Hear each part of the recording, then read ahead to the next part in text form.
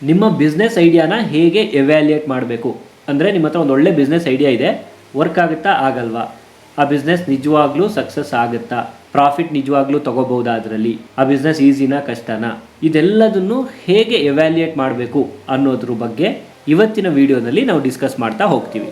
ಅಥವಾ ನಿಮ್ಮ ಹತ್ರ ಐಡಿಯಾ ಇಲ್ಲ, ಇವಾಗ ಐಡಿಯಾನ ಹುಡುಕ್ತಾ ಇದ್ದೀರಾ ಅಂತ ಅಂದರೂ ಕೂಡ ಈ ಎಲ್ಲ ಪ್ಯಾರಾಮೀಟರ್ಸ್ಗಳು ಇವತ್ತು ಏನೇನು ನೀವು ಹೇಳ್ತೀವಲ್ಲ ಈ ವಿಡಿಯೋನಲ್ಲಿ, ಆ ಎಲ್ಲ ಪ್ಯಾರಾಮೀಟರ್ಸ್ಗಳನ್ನು ಗಮನದಲ್ಲಿಟ್ಕೊಂಡು ಐಡಿಯಾನ ಸರ್ಚ್ ಮಾಡೋದ್ರಿಂದ ನೀವು ಒಂದು ಪ್ರಾಫಿಟಬಲ್ ಬಿಸ್ನೆಸ್ ಐಡಿಯಾನ ಹುಡುಕೋದ್ರಲ್ಲಿ ಸಕ್ಸಸ್ಫುಲ್ ಆಗಬಹುದು.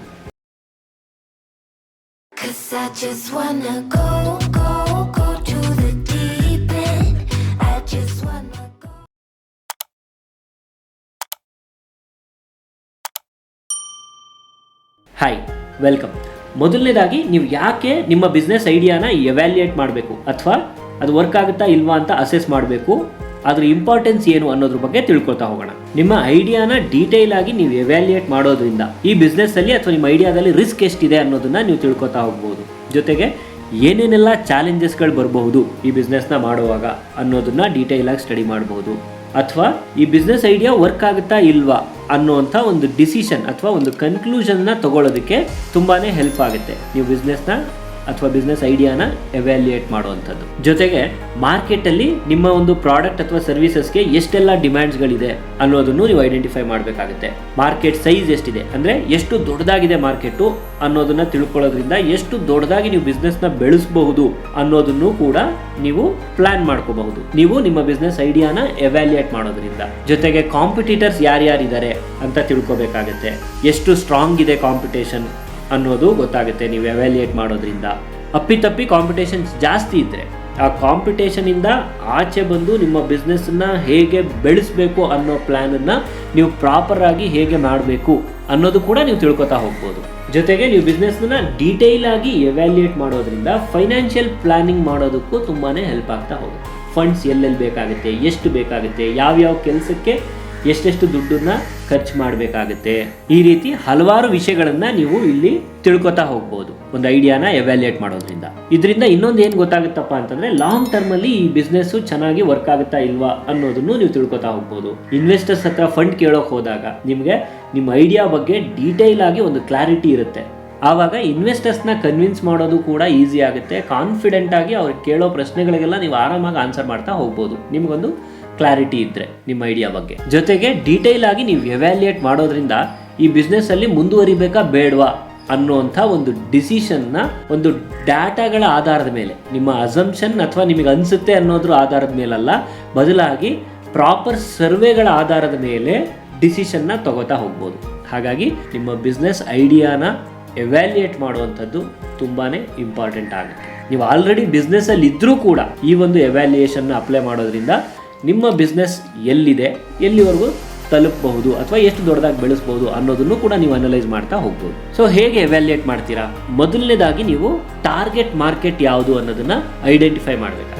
ಅಂದರೆ ನಿಮ್ಮ ಪ್ರಾಡಕ್ಟ್ ಅಥವಾ ಸರ್ವಿಸಸ್ನ ಪರ್ಚೇಸ್ ಮಾಡುವಂಥ ಕಸ್ಟಮರ್ಸ್ಗಳು ಯಾರ್ಯಾರು ಅಂತ ಐಡೆಂಟಿಫೈ ಮಾಡಬೇಕು. ಅಂದರೆ ನಿಮ್ಮ ಕಸ್ಟಮರ್ ಏಜ್ ಏನು, ಅವ್ರ ಜೆಂಡರ್ ಏನು, ಯಾವ ಪ್ಲೇಸಲ್ಲಿ ಇರ್ತಾರೆ, ಅವ್ರ ಎಜುಕೇಷನ್ ಬ್ಯಾಕ್ಗ್ರೌಂಡ್ ಏನು, ಅವ್ರ ಇನ್ಕಮ್ ಬ್ರ್ಯಾಕೆಟ್ ಏನಿರುತ್ತೆ, ಅವ್ರ ಲೈಫ್ ಸ್ಟೈಲ್ ಏನು, ಅವ್ರ ಸ್ಪೆಂಡಿಂಗ್ ಹ್ಯಾಬಿಟ್ಸ್ ಹೇಗಿರುತ್ತೆ, ಅವ್ರ ಆ್ಯಟಿಟ್ಯೂಡು, ಬಿಹೇವಿಯರು ಅಥವಾ ಅವ್ರ ಇಂಟ್ರೆಸ್ಟು, ಗೋಲ್ಸು, ಹಾಬೀಸು, ಇದೆಲ್ಲ ಏನಿರುತ್ತೆ ಅನ್ನೋದನ್ನ ನೀವು ಡೀಟೇಲ್ ಆಗಿ ಸ್ಟಡಿ ಮಾಡೋದ್ರಿಂದ ನಿಮ್ಮ ಪ್ರಾಡಕ್ಟನ್ನು ಅಥವಾ ನಿಮ್ಮ ಸರ್ವಿಸಸ್ನ ಯಾರಿಗೆ ನೀವು ಸೆಲ್ ಮಾಡಬೇಕು ಅಥವಾ ನಿಮ್ಮ ರೈಟ್ ಟಾರ್ಗೆಟ್ ಆಡಿಯನ್ಸ್ ಯಾರು ಅನ್ನೋದನ್ನ ನೀವು ಡಿಫೈನ್ ಮಾಡಬೇಕಾಗುತ್ತೆ. ರೈಟ್, ಇದು ಮೊದಲನೇ ಸ್ಟೆಪ್. ಎರಡನೇದಾಗಿ ಮಾರ್ಕೆಟ್ ಡಿಮ್ಯಾಂಡ್, ಅಂದರೆ ನಿಮ್ಮ ಒಂದು ಪ್ರಾಡಕ್ಟ್ ಅಥವಾ ಸರ್ವಿಸಸ್ಗೆ ಮಾರ್ಕೆಟಲ್ಲಿ ಎಷ್ಟು ಡಿಮ್ಯಾಂಡ್ ಇದೆ ಅನ್ನೋದನ್ನ ನೀವು ಅನಲೈಸ್ ಮಾಡಬೇಕಾಗುತ್ತೆ. ಅಂದರೆ ಏನು ಪ್ರಾಬ್ಲಮ್ ಸಾಲ್ವ್ ಮಾಡ್ತಾ ಇದ್ದೀರಾ ನಿಮ್ಮ ಪ್ರಾಡಕ್ಟ್ ಅಥವಾ ಸರ್ವಿಸಸ್ಸಿಂದ, ಅಥವಾ ಎಷ್ಟು ಜನ ಆ ಪ್ರಾಬ್ಲಮ್ನ ಫೇಸ್ ಮಾಡ್ತಾ ಇದ್ದಾರೆ, ಆ ಪ್ರಾಬ್ಲಮ್ ಸಿವಿಯಾರಿಟಿ ಎಷ್ಟಿದೆ ಅನ್ನೋದ್ರ ಮೇಲೆ ನಿಮ್ಮ ಪ್ರಾಡಕ್ಟ್ ಅಥವಾ ಸರ್ವಿಸಸ್ಗೆ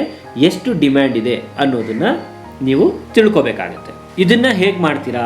ಒಂದು, ನೀವು ಡೈರೆಕ್ಟಾಗಿ ಹೋಗಿ ನಿಮ್ಮ ಟಾರ್ಗೆಟ್ ಕಸ್ಟಮರ್ ಯಾರು ಅಂತ ಐಡೆಂಟಿಫೈ ಮಾಡಿದ್ಮೇಲೆ ಒಂದು 10-20 ಜನ ನಿಮ್ಮ ಟಾರ್ಗೆಟ್ ಕಸ್ಟಮರ್ಸ್ ಯಾರು ಅಂತ ಅಂದ್ಕೊಂಡಿರ್ತೀರಾ ಅವ್ರ ಹತ್ರ ಹೋಗಿ ಒನ್ ಆನ್ ಒನ್ ಡಿಸ್ಕಸ್ ಮಾಡಬೇಕಾಗುತ್ತೆ, ಅವ್ರನ್ನ ಇಂಟರ್ವ್ಯೂ ಮಾಡಬೇಕಾಗುತ್ತೆ. ಈ ರೀತಿ ನಂದೊಂದು ಪ್ರಾಡಕ್ಟ್ ಇದೆ ಅಥವಾ ಈ ರೀತಿ ಬೆನಿಫಿಟ್ ಇದೆ ಈ ಪ್ರಾಡಕ್ಟ್ ಯೂಸ್ ಮಾಡೋದ್ರಿಂದ ಅಥವಾ ಈ ಸರ್ವಿಸಸ್ ಯೂಸ್ ಮಾಡೋದ್ರಿಂದ ಅವರಿಗೆ ಏನೇನೆಲ್ಲ ಬೆನಿಫಿಟ್ ಸಿಗತ್ತೆ ಅನ್ನೋದನ್ನ ಡೀಟೇಲ್ ಆಗಿ ನೀವು ಎಕ್ಸ್ಪ್ಲೈನ್ ಮಾಡೋದ್ರಿಂದ, ಜೊತೆಗೆ ಅವರ ಇನ್ಪುಟ್ಗಳನ್ನ ನೀವು ತಗೊಳ್ಳೋದ್ರಿಂದ ಅವ್ರಿಗೆ ಅದು ನಿಜವಾಗ್ಲೂ ಬೆನಿಫಿಟ್ ಅನ್ನಿಸ್ತಾ, ಅಥವಾ ಅವ್ರಿಗೆ ಆ ಪ್ರಾಡಕ್ಟ್ ನೀಡ್ ಇದೆ, ನಾನು ತಗೊಳ್ಳೇಬೇಕು ಅಂತ ಅನಿಸುತ್ತಾ, ಅಥವಾ ಎಷ್ಟು ಪ್ರೈಸ್ ಕೊಟ್ಟರೆ ಆ ಪ್ರಾಡಕ್ಟು ನನಗೆ ವರ್ತ್ ಅಂತ ಅನಿಸುತ್ತೆ. ಈ ರೀತಿ ಹಲವಾರು ಪ್ರಶ್ನೆಗಳನ್ನು ನೀವು ನಿಮ್ಮ ಟಾರ್ಗೆಟ್ ಕಸ್ಟಮರ್ ಹತ್ರ ಡಿಸ್ಕಸ್ ಮಾಡೋದ್ರಿಂದ, ಅಟ್ಲೀಸ್ಟ್ ಒಂದು 10-20 ಜನಗಳ ಹತ್ರ ಡಿಸ್ಕಸ್ ಮಾಡೋದ್ರಿಂದ ನಿಮಗೊಂದು ಕ್ಲಾರಿಟಿ ಸಿಗುತ್ತೆ. ಮಾರ್ಕೆಟಲ್ಲಿ ಇದು ಎಷ್ಟು ಡಿಮ್ಯಾಂಡ್ ಇದೆ, ಅಥವಾ ನಾನು ಎಷ್ಟಕ್ಕೆ ಸೆಲ್ ಮಾಡ್ಬೋದು, ಅಥವಾ ಇದು ಒಳ್ಳೆ ಐಡಿಯಾನ ಅಲ್ವಾ ಅಂತ ಅನಲೈಸ್ ಮಾಡೋದ್ರಲ್ಲಿ ಈ ಒಂದು ಮಾರ್ಕೆಟ್ ಸರ್ವೆ ತುಂಬಾ ಹೆಲ್ಪ್ ಮಾಡುತ್ತೆ. ಇನ್ನೊಂದು ಸಿಂಪಲ್ ವೇ ಏನಪ್ಪ ಅಂತಂದರೆ, ಎಕ್ಸಿಸ್ಟಿಂಗ್ ಡಾಟಾನ ಯೂಸ್ ಮಾಡ್ಕೋಬೇಕಾಗುತ್ತೆ. ಇಂಡಸ್ಟ್ರಿ ರಿಪೋರ್ಟ್ಸ್ಗಳಿರ್ಬೋದು, ಗೌರ್ಮೆಂಟ್ ಡಾಟಾಬೇಸ್ ಇರ್ಬೋದು, ಅಥವಾ ಮಾರ್ಕೆಟ್ ಅನಾಲಿಸಿಸ್ ಪಬ್ಲಿಕೇಶನ್ಸ್ಗಳ ಮೂಲಕ ಮಾರ್ಕೆಟ್ ಸರ್ವೇನು ಮಾಡ್ತಾ ಹೋಗ್ಬೋದು. ಸೊ ನನ್ನ ಅನಿಸಿಕೆ ಪ್ರಕಾರ, ಒಂದು ಖುದ್ದಾಗಿ ನೀವೇ ನಿಮ್ಮ ಟಾರ್ಗೆಟ್ ಆಡಿಯನ್ಸ್ ಹತ್ರ ಮಾತಾಡಿ, ಇನ್ನೊಂದು ಈ ಒಂದು ಎಕ್ಸಿಸ್ಟಿಂಗ್ ಡಾಟಾ ಅನಾಲಿಸಿಸ್ಗಳ ಮೂಲಕ ಚೆಕ್ ಮಾಡಿ. ಎರಡನ್ನೂ ಇಟ್ಕೊಂಡು ನೀವು ಒಂದು ಅನಾಲಿಸಿಸ್ ಮಾಡೋದ್ರಿಂದ ಒಂದು ಪ್ರಾಪರ್ ಡಿಸಿಷನ್ಗೆ ಬರೋದಕ್ಕೆ ಹೆಲ್ಪ್ ಆಗುತ್ತೆ. ನೆಕ್ಸ್ಟ್ ಪಾಯಿಂಟ್ ಬಂದು ಅನಲೈಸಿಂಗ್ ದ ಮಾರ್ಕೆಟ್ ಸೈಜ್. ಅಂದರೆ ನಿಮ್ಮ ಒಂದು ಪ್ರಾಡಕ್ಟ್ ಅಥವಾ ಸರ್ವಿಸಸ್ಗೆ ಎಷ್ಟು ದೊಡ್ಡ ಮಾರ್ಕೆಟ್ ಇದೆ ಅನ್ನೋದನ್ನ ನೀವು ಅನಲೈಸ್ ಮಾಡಬೇಕಾಗುತ್ತೆ. ಟ್ಯಾಮ್ ಅಂತ ಕರೀತಾರೆ, ಅಂದರೆ ಟೋಟಲ್ ಅಡ್ರೆಸಬಲ್ ಮಾರ್ಕೆಟ್. ನಿಮ್ಮ ಒಂದು ಪ್ರಾಡಕ್ಟ್ ಅಥವಾ ಸರ್ವಿಸಸ್ಗೆ ಅಂದರೆ ಎಷ್ಟು ಜನ ಕೊಂಡ್ಕೊಳ್ಳೋದಕ್ಕೆ ರೆಡಿ ಇದ್ದಾರೆ, ಇನ್ನು ಸಿಂಪಲ್ ಆಗಿ ಹೇಳಬೇಕು ಅಂದರೆ ಅನ್ನೋದನ್ನ ನೀವು ತಿಳ್ಕೊಬೇಕಾಗುತ್ತೆ. ಇವಾಗ ಹೋಮ್ ಸ್ಟೇ ಬಿಸ್ನೆಸ್ಗೆ ಟ್ಯಾಮ್ ಅಂದರೆ ಟೋಟಲ್ ಅಡ್ರೆಸಬಲ್ ಮಾರ್ಕೆಟ್. ಬರೀ ಚಿಕ್ಕಮಗಳೂರು ಒಂದರಲ್ಲೇ 70-80 ಲಕ್ಷ ಜನ ಕಸ್ಟಮರ್ಸು ಬರ್ತಾ ಇದ್ದಾರೆ. ಇದನ್ನ ನಾವು ಟ್ಯಾಮ್ ಅಂತ ಕರಿತೀವಿ, ಅಂದರೆ ಟೋಟಲ್ ಅಡ್ರೆಸಬಲ್ ಮಾರ್ಕೆಟ್ ಅಂತ ಕರಿತೀವಿ. ನೆಕ್ಸ್ಟ್, ಅದರಲ್ಲಿ ಎಷ್ಟು ಜನಕ್ಕೆ ನೀವು ಸರ್ವಿಸ್ ಕೊಡಬಹುದು ವರ್ಷಕ್ಕೆ, ಇದನ್ನ ಸ್ಯಾಮ್ ಅಂತ ಕರೀತಾರೆ, ಅಂದರೆ ಸರ್ವಿಸಬಲ್ ಅವೈಲೇಬಲ್ ಮಾರ್ಕೆಟ್ ಅಂತ ಕರೀತಾರೆ. ಇವಾಗ ಹೋಮ್ ಸ್ಟೇನ ನೀವು ಎಕ್ಸಾಂಪಲ್ ತಗೋತೀನಿ ಅಂತಂದರೆ, ಈ 70-80 ಲಕ್ಷ ಜನ ಚಿಕ್ಕಮಗಳೂರಿಗೆ ವಿಸಿಟ್ ಮಾಡೋರಲ್ಲಿ ನನ್ನ ಹೋಮ್ ಸ್ಟೇಗೆ ಬರುವಂಥ ಕಸ್ಟಮರ್ಸ್ಗಳು ಯಾರ್ಯಾರು, ಎಷ್ಟು ಜನ ಇದ್ದಾರೆ, ಅಂದರೆ ನನ್ನ ಫೆಸಿಲಿಟಿ, ನನ್ನ ಪ್ರೈಸು ಮತ್ತು ನನ್ನ ಒಂದು ಹೋಮ್ ಸ್ಟೇ ಕೆಟಗರಿನಲ್ಲಿ ಬರುವಂಥ ಎಷ್ಟು ಜನ ಈ ಒಂದು 70-80 ಲಕ್ಷ ಜನದಲ್ಲಿ ಇದ್ದಾರೆ ಅನ್ನೋದನ್ನು ಸರ್ವಿಸಬಲ್ ಅವೈಲೇಬಲ್ ಮಾರ್ಕೆಟ್ ಅಂತ ಕರೀತಾರೆ. ಸರಿನಾ? ನೆಕ್ಸ್ಟ್, ಅದರಲ್ಲಿ ನಿಮ್ಮ ಹೋಮ್ ಸ್ಟೇನಲ್ಲಿ ಎಷ್ಟು ಜನ ಕೆಪಾಸಿಟಿ ಇದೆ, ಅಂದರೆ ಎಷ್ಟು ಜನಕ್ಕೆ ನೀವು ಸರ್ವಿಸ್ ಕೊಡಬಹುದು ರಿಯಲಿಸ್ಟಿಕ್ ಆಗಿ ಅನ್ನೋದನ್ನ SOM ಅಂತ ಕರೀತಾರೆ, ಅಂದರೆ ಸರ್ವಿಸಬಲ್ ಒಬ್ಟೈನೇಬಲ್ ಮಾರ್ಕೆಟ್ ಅಂತ ಕರೀತಾರೆ. ಈಗ ಎಕ್ಸಾಂಪಲ್, ನಿಮ್ಮ ಒಂದು ಹೋಮ್ ಸ್ಟೇನಲ್ಲಿ ಒಂದು ದಿನಕ್ಕೆ 25 ಜನ ಉಳ್ಕೋಬಹುದು ಅಂತಂದರೆ ತಿಂಗಳಿಗೆ ಒಂದು 100-150 ಜನ ನಾನು ಅಕಾಮಿಡೇಟ್ ಮಾಡಬಹುದು. ಅಂದರೆ ವರ್ಷಕ್ಕೆ 1,500 2,000 ಜನ ನನ್ನ ಹೋಮ್ ಸ್ಟೇಗೆ ಬಂದು ಹೋಗಬಹುದು. ಅಂದರೆ ವರ್ಷಕ್ಕೆ ನಾನು 2,000 ಜನಕ್ಕೆ ಸರ್ವಿಸ್ ಕೊಡಬಹುದು. ಸೊ ಟೋಟಲ್ ಅಡ್ರೆಸಬಲ್ ಮಾರ್ಕೆಟ್ 70-80 ಲಕ್ಷ ಇದ್ದರೆ ಅದರಲ್ಲಿ ನಾನು ಟಾರ್ಗೆಟ್ ಮಾಡಬೇಕಾಗಿರೋದು 1,500-2,000 ಜನ ಒಂದು ವರ್ಷಕ್ಕೆ. ಈ ರೀತಿ ನಿಮ್ಮ ಬಿಸ್ನೆಸ್ಸಲ್ಲಿ ನೀವು ಡೀಟೇಲ್ ಆಗಿ ಸರ್ವೆ ಮಾಡಬೇಕಾಗುತ್ತೆ.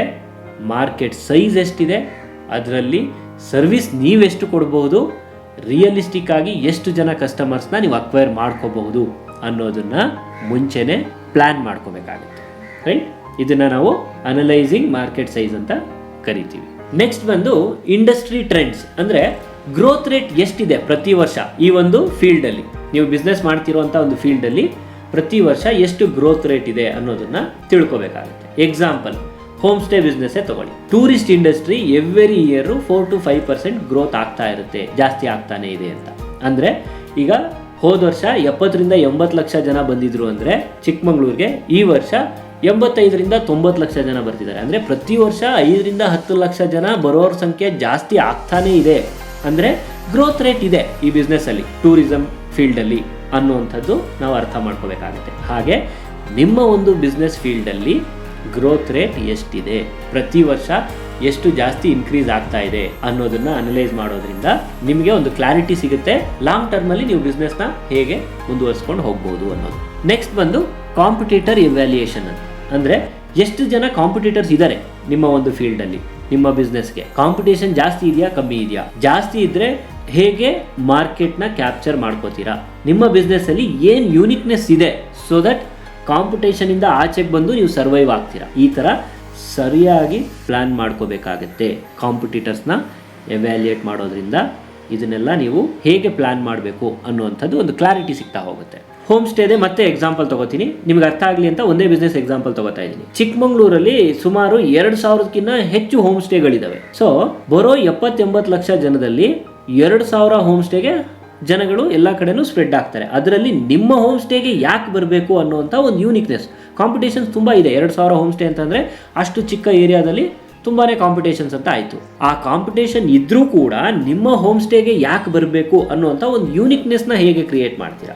ಎಕ್ಸಾಂಪಲ್ ಹೇಳ್ತೀನಿ. ನಿಮ್ಮ ಹೋಮ್ ಸ್ಟೇ ಒಂದು ಒಳ್ಳೆ ವ್ಯೂ ಪಾಯಿಂಟ್ ಇರೋ ಜಾಗದಲ್ಲಿದೆ. ಅಂದರೆ ನೀವು ಹೋಮ್ ಸ್ಟೇ ಒಳಗಡೆಯಿಂದಾನೆ ಕಿಟಕಿಯಿಂದ ಸುಮ್ಮನೆ ಹಿಂಗೆ ಕಣ್ಣಾಡಿಸಿದ್ರೆ ಸಾಕು, ಹಸಿರು ಬೆಟ್ಟ ತುಂಬ ಸಖತ್ತಾಗಿರೋದು ಕಾಣುತ್ತೆ ವ್ಯೂ ಪಾಯಿಂಟ್. ಸೊ ಇದರಿಂದನೇ ನಾನು ತುಂಬ ಜನ ಕಸ್ಟಮರ್ನ ಅಟ್ರಾಕ್ಟ್ ಮಾಡ್ತೀನಿ. ಈ ರೀತಿ ಒಂದು ಯೂನಿಕ್ನೆಸ್ನ ನೀವು ಕ್ರಿಯೇಟ್ ಮಾಡೋದ್ರಿಂದ, ಅಂದರೆ ಇಷ್ಟೆಲ್ಲ ಹೋಮ್ ಸ್ಟೇಸ್ಗಳಿದ್ರೂ ನಿಮ್ಮ ಹೋಮ್ ಸ್ಟೇಗೆ ಯಾಕೆ ಬರಬೇಕು, ಅಥವಾ ಇಷ್ಟೆಲ್ಲ ಕಾಂಪಿಟೇಟರ್ಸ್ಗಳಿದ್ರೂ ನಿಮ್ಮ ಬಿಸ್ನೆಸ್ಗೆ ಯಾಕೆ ಬರಬೇಕು, ನಿಮ್ಮ ಪ್ರಾಡಕ್ಟ್ ಅಥವಾ ಸರ್ವಿಸಸ್ನೇ ಜನ ಯಾಕೆ ಪರ್ಚೇಸ್ ಮಾಡಬೇಕು, ಈ ಒಂದು USPನ ನೀವು ಡಿಫೈನ್ ಮಾಡೋದ್ರಿಂದ. USP ಅಂದರೆ ಯೂನಿಕ್ ಸೆಲ್ಲಿಂಗ್ ಪ್ರಪೋಸಿಷನ್ ಅನ್ನೋದನ್ನ ನೀವು ಡಿಫೈನ್ ಮಾಡಿಕೊಂಡ್ರೆ ಎಂಥ ಕಾಂಪಿಟೇಷನ್ ಇದ್ರೂ ಕೂಡ ನೀವು ಆರಾಮಾಗಿ ಸರ್ವೈವ್ ಆಗಿ. ಇದನ್ನು ಕೂಡ ನೀವು ಪ್ಲಾನ್ ಮಾಡ್ಕೋಬೇಕಾಗುತ್ತೆ.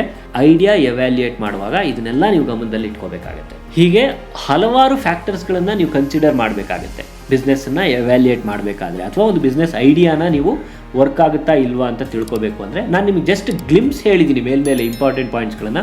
ಇನ್ನೂ ಡೀಟೇಲ್ ಆಗಿ ನೀವು ಮಾರ್ಕೆಟ್ ಸರ್ವೆ ಮಾಡಬೇಕು ಅಂತಂದರೆ, ಅಥವಾ ನಿಮ್ಮ ಬಿಸ್ನೆಸ್ ಐಡಿಯಾ ವರ್ಕ್ ಆಗುತ್ತಾ ಇಲ್ವಾ ಅಂತ ತಿಳ್ಕೋಬೇಕು ಅಂದರೆ, ಗೂಗಲ್ ಅಥವಾ ChatGPTನಲ್ಲಿ ನಿಮ್ಮ ಬಿಸ್ನೆಸ್ ಡೀಟೇಲ್ಸ್ಗಳನ್ನು ನೀಟಾಗಿ ಎಕ್ಸ್ಪ್ಲೈನ್ ಮಾಡಿ ಏನೇನೆಲ್ಲ ಮಾರ್ಕೆಟ್ ಸರ್ವೆ ಮಾಡಬೇಕು ಒಂದು ಬಿಸ್ನೆಸ್ ಐಡಿಯಾನ ಎವ್ಯಾಲ್ಯೂಯೇಟ್ ಮಾಡುವಾಗ ಅನ್ನೋದನ್ನು ಕೇಳಿದ್ರೆ ಅದರಲ್ಲಿ ಇನ್ನೂ 10 ಪಾಯಿಂಟ್ಸ್ಗಳನ್ನು ಹೇಳ್ತಾ ಹೋಗುತ್ತೆ ಗೂಗಲ್ ಅಥವಾ ChatGPT. ನಿಮ್ಮ ಬಿಸ್ನೆಸ್ಸಿಗೆ ತಕ್ಕ ಹಾಗೆ ಯಾವ ಬಿಸ್ನೆಸ್ ಮಾಡ್ತಾ ಇದ್ದೀರಾ, ನಿಮ್ಮ ಪ್ರಾಡಕ್ಟ್ ಏನು, ಸರ್ವಿಸಸ್ ಏನು ಅನ್ನೋದನ್ನು ಡೀಟೇಲ್ ಆಗಿ ಅದರಲ್ಲಿ ಇನ್ಪುಟ್ ಕೊಡೋದ್ರಿಂದ ನಿಮಗೆ ಹೆಚ್ಚೆಚ್ಚು ಕ್ಲಾರಿಟಿ ಸಿಗ್ತಾ ಹೋಗುತ್ತೆ. ಅದ್ರ ಜೊತೆ ಡಿಸ್ಕಸ್ ಮಾಡಿಕೊಂಡು, ಯಾವುದ್ರ ಜೊತೆ ChatGPT ಅಥವಾ ಗೂಗಲ್ ಸರ್ವೇನ ಯೂಸ್ ಮಾಡಿಕೊಂಡು ನಿಮ್ಮ ಬಿಸ್ನೆಸ್ನ ಡೀಟೇಲ್ ಆಗಿ ಎವ್ಯಾಲ್ಯೂಯೇಟ್ ಮಾಡೋದ್ರಿಂದ, ನಿಮ್ಮ ಬಿಸ್ನೆಸ್ನ ಅಥವಾ ನಿಮ್ಮ ಬಿಸ್ನೆಸ್ ಐಡಿಯಾನ ಡೀಟೇಲ್ ಆಗಿ ಎವ್ಯಾಲ್ಯೂಯೇಟ್ ಮಾಡೋದ್ರಿಂದ ನಿಮಗೆ ಒಂದು ಡಿಸಿಷನ್ ಮೇಕಿಂಗಲ್ಲಿ ತುಂಬಾ ಹೆಲ್ಪ್ ಆಗುತ್ತೆ. ಈ ಬಿಸ್ನೆಸ್ನ ಮಾಡಬೇಕಾ ಮಾಡಬಾರ್ದಾ, ಮಾಡಿದ್ರೆ ಎಷ್ಟು ಮಟ್ಟಿಗೆ ಸಕ್ಸಸ್ ಆಗ್ಬೋದು, ಎಷ್ಟು ಮಟ್ಟಿಗೆ ಸಕ್ಸಸ್ ಆಗೋಕ್ಕಾಗಲ್ಲ, ಅಥವಾ ಕಾಂಪಿಟೇಷನ್ಸ್ ಏನೇನಿದೆ, ಹೇಗೆಲ್ಲ ಪ್ರಿಪೇರ್ ಆಗಬೇಕು, ಈ ರೀತಿ